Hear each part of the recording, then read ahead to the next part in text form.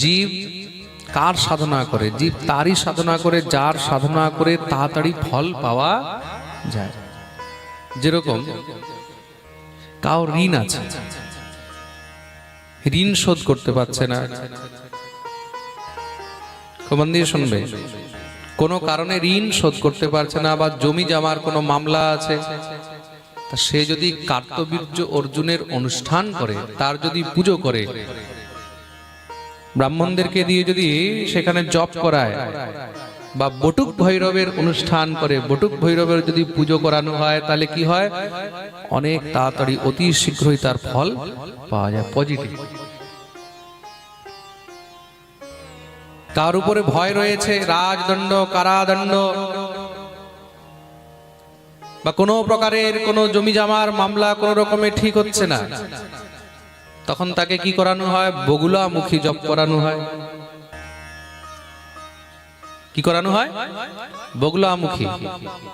ভগবতী পীতাম্বরা দেবী অনুষ্ঠান করানো হয়, তার পুজো করানো হয়, হোম হয়, জপ হয়, সেটাকে বগুলামুখী জপ বলা হয়, মাতা বগুলামুখী। ওটাতে কি হয়? অনেক তাড়াতাড়ি সিদ্ধি প্রাপ্তি হয়, অনেক তাড়াতাড়ি তার ফল পাওয়া যায়। এগুলো কারেন্ট একদম। হ্যাঁ, আজকাল তো অনেক বৈষ্ণবরাও এইসব অনুষ্ঠান করে। হ্যাঁ, আজকাল অনেক বৈষ্ণবরাও এই অনুষ্ঠান করে। কেন? বাস্তবিকতা এটা যে সংসারে সবাই তাৎকালিক ফল চায়, সবাই চায় যেন কারেন্ট ফল হোক। আমি দেখছি আমাদের বৃন্দাবনেই একজন ভাগবত পাঠক, খুব বড় ভাগবত পাঠক, তার একটা জমির মামলা চলছে, প্রায় 1000 গজ জমি। 1000 গজ মানে মিনিমাম যতটা জায়গা এখানে পাঠের মধ্যে আছে এতটা জায়গা তো হবে। 1000 গজ জমির একটা কোনো মামলা ছিল, তা তিনি সেখানে দেখছি বটুক ভৈরবের অনুষ্ঠান করাচ্ছে। দেখো, পাঠ করছে কার? ভাগবতের। গুণগান গাইছে কার? গোবিন্দের। গোবিন্দের গুণগান, রাধারানীর গুণগান পাঠ করছে ভাগবতের, যেই ভাগবত দিয়ে সমস্ত তার ঘর দুয়ার সব চলছে। কিন্তু যখন তাৎকালিক ফল পাওয়ার ইচ্ছা হয়েছে, তখন সেখানে রাধারানীর উপরে বিশ্বাস নেই, ভাগবতের উপরে বিশ্বাস নেই। কার অনুষ্ঠান করছে? বটুক ভৈরব। মানে আমি যজমানের কথা বলছি না, যজমানরা তো করাবেই, যজমান তো সেটাই করাবে যেটাতে তার তাৎকালিক ফল হয়। যেই কোনো যজমান যদি টাকা খরচ করছে, যদি 1 লাখ 2 লাখ 5 লাখ টাকা খরচ করছে, কোটি কোটি টাকার কোনো কাজ, যে মহারাজ আমার এই কাজটা যেন হয়ে যায়, তখন তারা তো তাৎকালিক রূপে এইসব তান্ত্রিক অনুষ্ঠান করাবেই করাবে, এটার মধ্যে কোনো সংশয় নেই, ব্রাহ্মণরা করবেই করবে।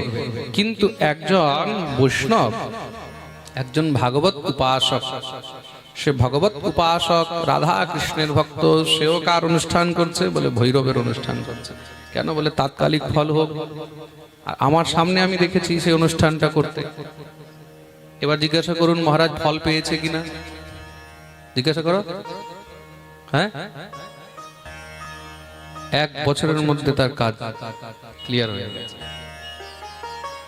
8 বছর ধরে যে জমির মামলা তার যাচ্ছে না, অনুষ্ঠান করার পরে 1 বছরের মধ্যে ক্লিয়ার হয়ে গেছে। হবে কেন? কলিযুগের মধ্যে তন্ত্র সাধনা, এইসব সাধনা দ্বারা অনেক তাড়াতাড়ি তাৎকালিক ফল পাওয়া যায়, এটা বাস্তবিকতা, এটার মধ্যে কোনো সংশয় নেই। আমি এটা অনেক জায়গায় সামনে দেখেছি, প্রত্যক্ষ দেখেছি।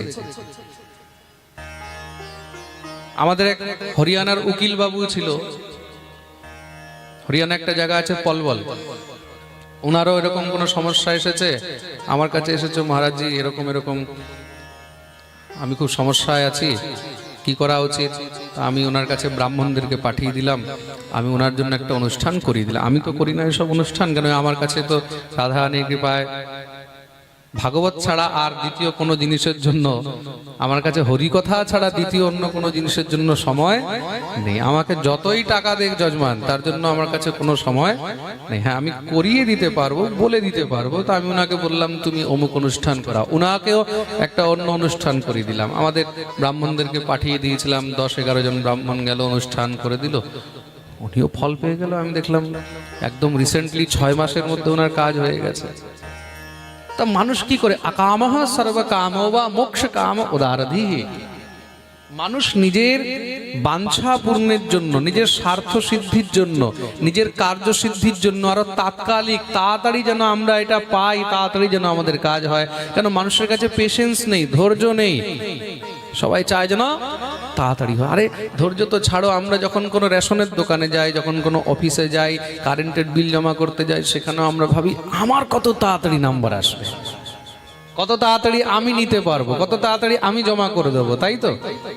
মন্দিরে দর্শন করতে যাচ্ছি, লাইনে দাঁড়িয়ে আছি, তার মধ্যে অনেকে কি করে চেষ্টা করে মাঝখানে যদি ফাঁক করে কোথায় ঢুকে যায় লাইনের মধ্যে। তা আমরা সবাই শর্টকাট চাই। কলিযুগের মধ্যে তন্ত্র সাধনা কি? তন্ত্র সাধনা সিদ্ধি লাভের শর্টকাট রাস্তা। বুঝতে পেরেছেন জিনিসটা? তার জন্য বলা হয়েছে কলিযুগের মধ্যে তন্ত্র সাধনা অত্যধিক বেড়ে গেছে। আর চারদিকে জীব হত্যা, মদ্য, মাংস ইত্যাদি বিভৎসতা বেড়ে গেছে। এমন বিভৎসতা চলছে যার কোনো সীমা নেই।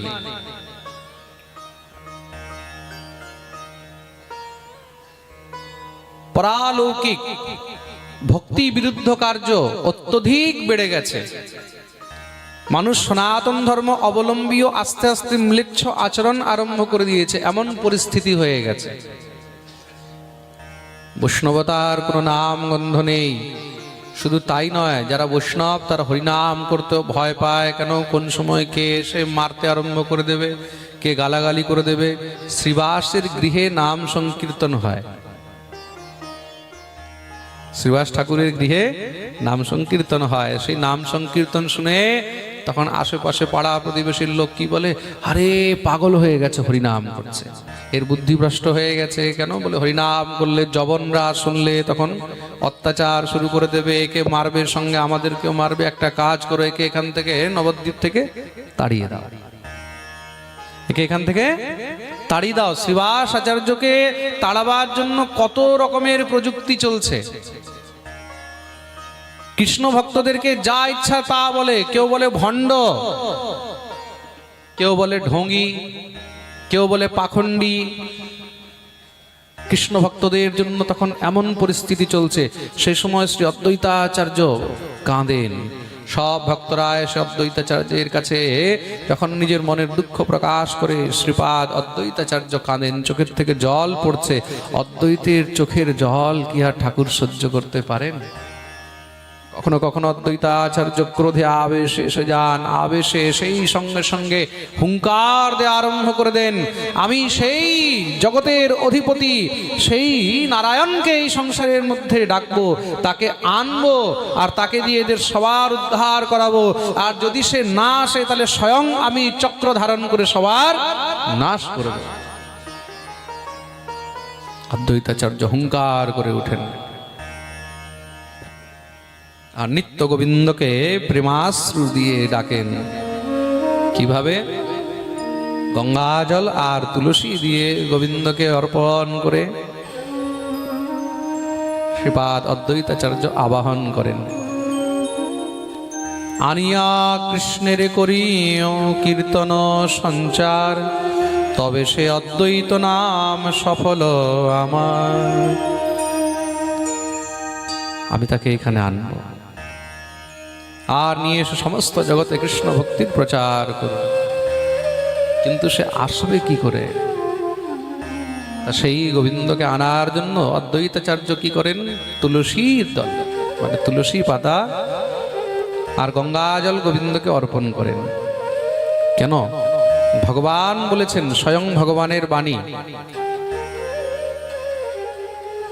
তুলসী দল মাত্রেণ জলস্য চুলুকেন বা বিক্রীণীতে স্বমাত্মানম ভক্তেভ্যো ভক্তবৎসল।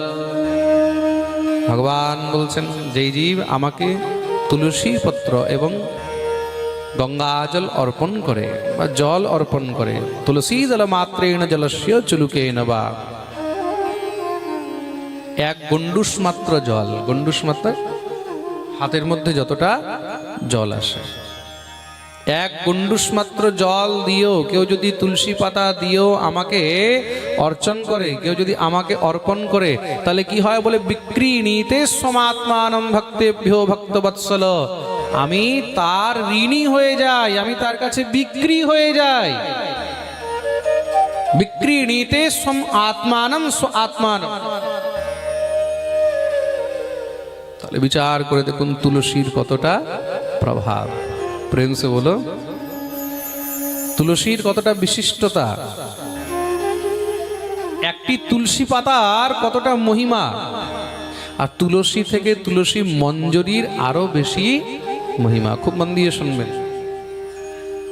শাস্ত্র কি বলছে, তুলসী হেমরূপাম চ রত্নরূপাম চ মঞ্জরি। তুলসী হলো হেমরূপা, হেম মানে সোনা। তুলসী কিসের মতন বলে, স্বর্ণ। বলে কোনটা, পাতা। আর রত্নরূপাম চ মঞ্জরি, আর তুলসীর মঞ্জরি কিসের রূপ বলে, রত্নের রূপ। তুলসীর মঞ্জরি হলো রত্নের সমান। তুলসীর উপরে মঞ্জরি হয় না, বুঝতে পেরেছো তো? এই যে তুলসী রয়েছে, তুলসীর উপরে যে তুলসীর দল, দলের উপরে দেখবে মঞ্জরি উঠবে। তো মঞ্জরির মধ্যে যত ফুল থাকবে ভাববে ততটাই রত্ন, হীরা, মণি, মাণিক্য আমি গোবিন্দকে অর্পণ করছি। আমার কাছে হীরা, মণি, মাণিক্য অর্পণ করার জন্য সামর্থ্য নেই, আছে কি? হ্যাঁ, এখানে কেউ আছে গোবিন্দকে হীরা, গোবিন্দকে মণি, মাণিক্য অর্পণ করতে পারবে? বলে মহারাজ নিজের জন্য কিনে আগে সময় পাই, তারপরে গোবিন্দকে অর্পণ করো। প্রেম সে বলো। তো গোবিন্দকেও রত্ন অর্পণ করা যায়। আচ্ছা, কে কে গোবিন্দকে রত্ন অর্পণ করতে চায়? সত্যি করে বলবে, হাত উপরে করতে দেখি। কিপ্টেগুলোর হাতও উঠছে না। আরে গোবিন্দ বলতে আমি আমার কথা বলছি না, চিন্তা করো না। মহারাজেরও তো নাম গোবিন্দ, আবার মহারাজকে না দিতে হয়। গোবিন্দ বলতে আমাদের ঠাকুরকে। কে কে দিতে চায় একটু হাত উপরে করো তো দেখি। কার কার মনে ইচ্ছা আছে যে আমরাও গোবিন্দকে সোনা অর্পণ করি, হীরা, মণি, মাণিক্য অর্পণ করি? মনে রাখবে, যার যার মনে ইচ্ছা আছে ভগবান তাদেরকেই দেবে, কিন্তু তাদেরকেই দেয়। যার মনে গোবিন্দকে দেওয়ার ইচ্ছা হয় না, ভগবান তাকেও দেয় না। প্রেম সে বলো। তা কে কে গোবিন্দকে দিতে চায় একটু হাত উপরে করো দেখি। পাক্কা? সত্যি তো? তা শুধু হাত উপরে করলে হবে না, এগুলো হৃদয় থেকে দিতে হবে। তো গোবিন্দকে কিভাবে দেবে? এই যে পাঠ চলছে, এই যে হরি কথা চলছে, এই যে গৌর কথা চলছে, ভাগবত চলছে, এটা কি? এটাই তো গোবিন্দ। এর থেকে বড় আর সাক্ষাৎ গোবিন্দের দর্শন কোথায় পাবে? তার জন্য যেখানে পাঠ হয়, হরি কথা হয়, যেখানে যজ্ঞ হয়, কীর্তন হয়, অনুষ্ঠান হয়, সেখানে যত পারবে ঠাকুরের সেবায় লাগাবে। ঠাকুরের প্রত্যক্ষ সেবা কোথায়? প্রত্যক্ষ সেবা হলো যজ্ঞের মধ্যে। যজ্ঞ স্বরূপে ভগবান প্রত্যক্ষ সেবা গ্রহণ করেন। কি যজ্ঞ বলে? নাম যজ্ঞ, কথা যজ্ঞ, হোম যজ্ঞ।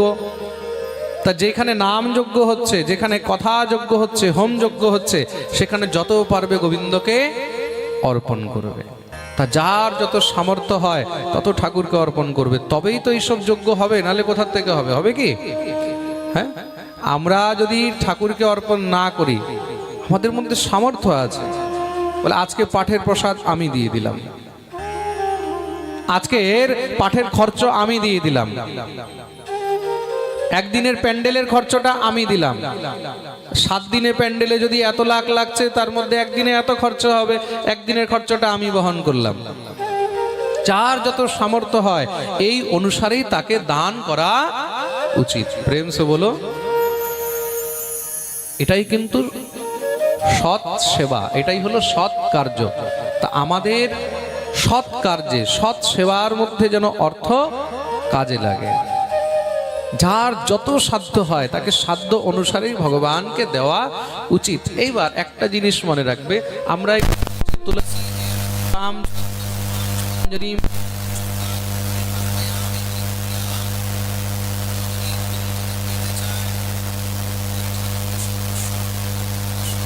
মানে কি, কাছে যা আছে যার কাছে যা আছে তাকে সেই অনুরূপে কিন্তু অর্পণ করা উচিত। প্রেম সে বলো। এখন যার কাছে অর্থের সামর্থ্য আছে সে অর্থ দান করবে।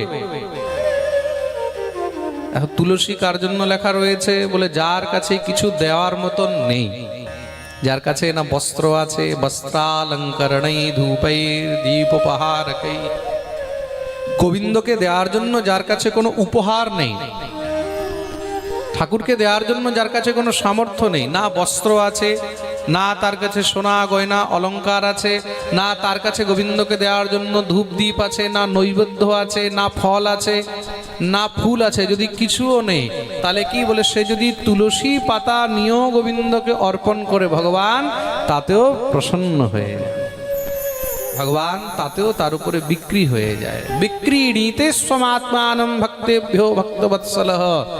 কিন্তু যার কাছে সামর্থ্য আছে তাকে নিজের সামর্থ্য অনুরূপেই কিন্তু ভগবানকে উপহার দেওয়া উচিত।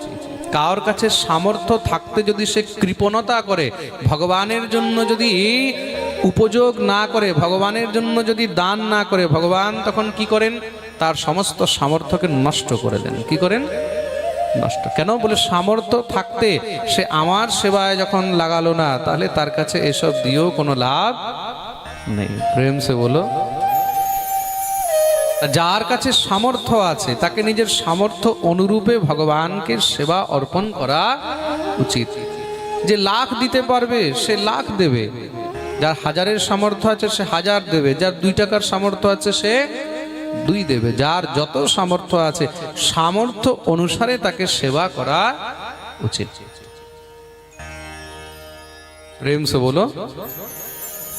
তা শ্রী অদ্বৈতাচার্য কি করেন? গোবিন্দকে ডাকার জন্য নিত্য সেই তুলসী পত্র অর্পণ করেন। আর তুলসীর মধ্যেও কি? তুলসী দল। তুলসী দল মাত্রেণ জলস্য চুলুকে নবা। ভগবানকে তুলসী দল অত্যন্ত প্রিয়। তুলসী দল মানে, খুব মন দিয়ে শুনবেন, আপনাদেরকে দেখাচ্ছি দল মানে কি। অনেকের মনে অনেক কনফিউশন থাকে। আমাকে কালকেই কে জানি একটা কথা বলছিল যে মহারাজজি তুলসীর উপরের দলটাকে যখন আমরা গোবিন্দকে অর্পণ করি, অনেকে বলে না না এটা তুলতে নেই, এটা ছিঁড়তে নেই। হয় না এরকম? অনেকে বলে না।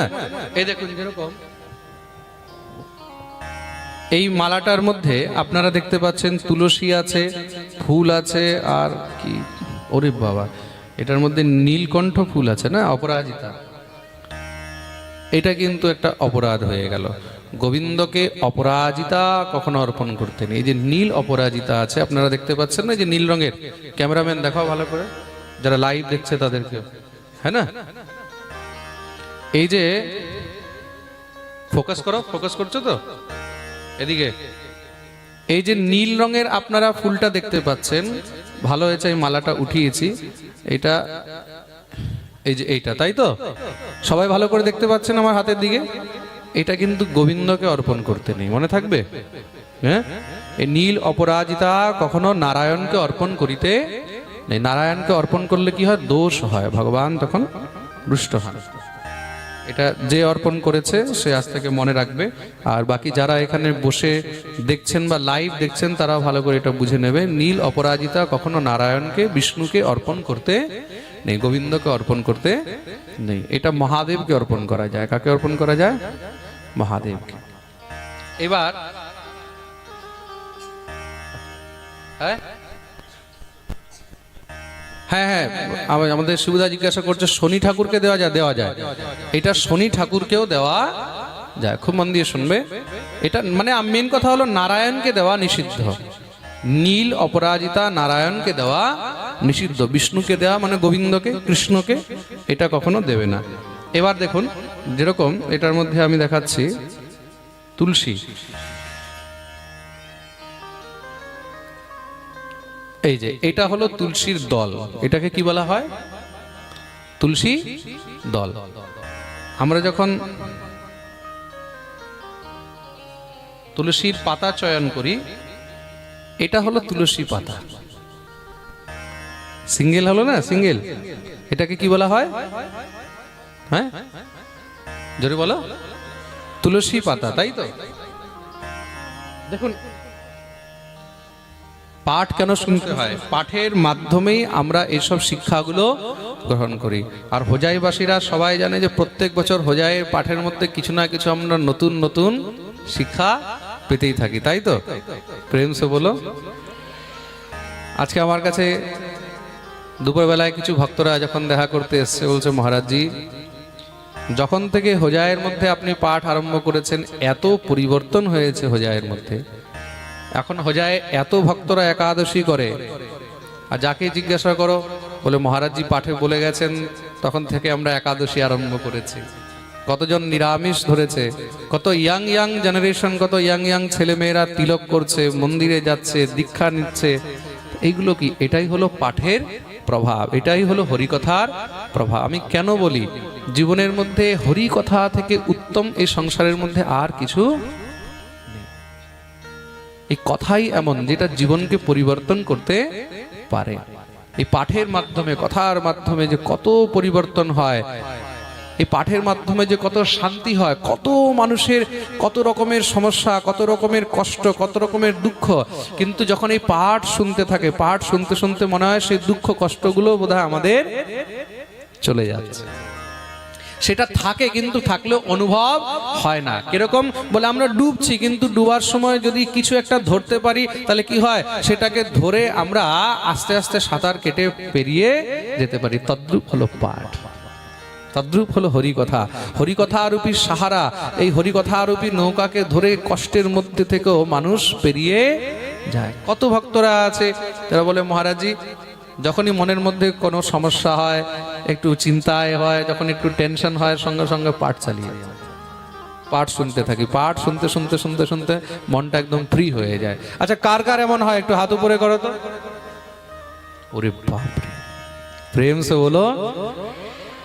আরে বলো না, আরো জোরে, আরো জোরে। জয় জয় শ্রী রাধে। দেখো, প্রথমবার এমন হয়েছে হোজাইয়ের মধ্যে পাঠ করতে করতে এই ৫ম বছর, আর তার আগে ৩ বছর শিবুদার বাড়ি, মানে ৮ বছর হয়ে গেল। এই ৮ বছরের মধ্যে প্রথমবার দেখছে যে দ্বিতীয় দিন প্যান্ডেল একদম পুরো ফুল। প্রেম সে বলো।